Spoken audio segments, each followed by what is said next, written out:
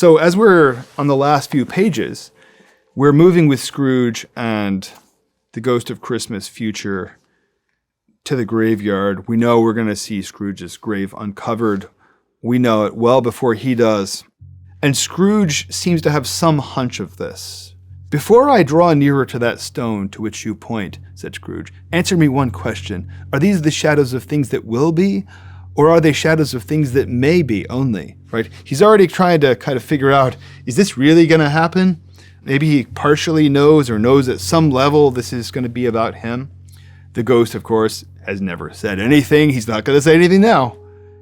"Men's courses will foreshadow certain ends, to which, if persevered in, they must lead," said Scrooge.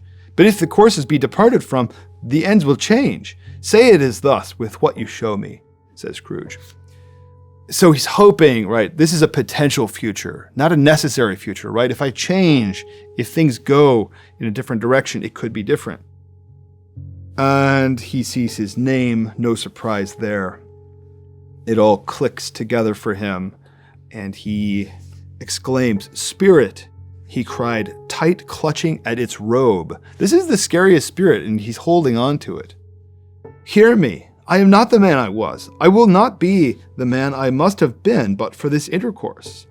Why show me this if I am past all hope?"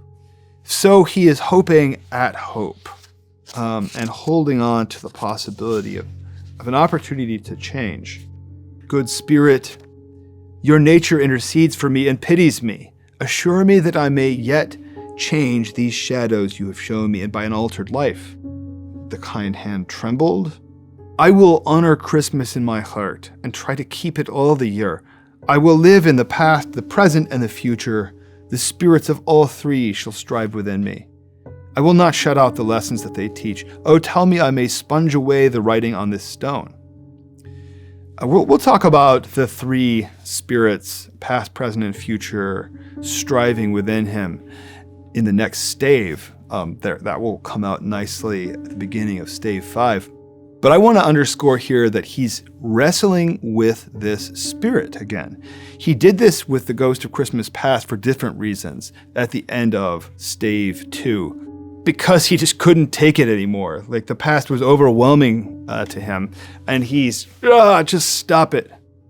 Here now, he's wrestling for a different reason. He's wrestling not because he's overwhelmed, but out of a loving, hopeful, faithful desire to bring about his own transformation, to be changed.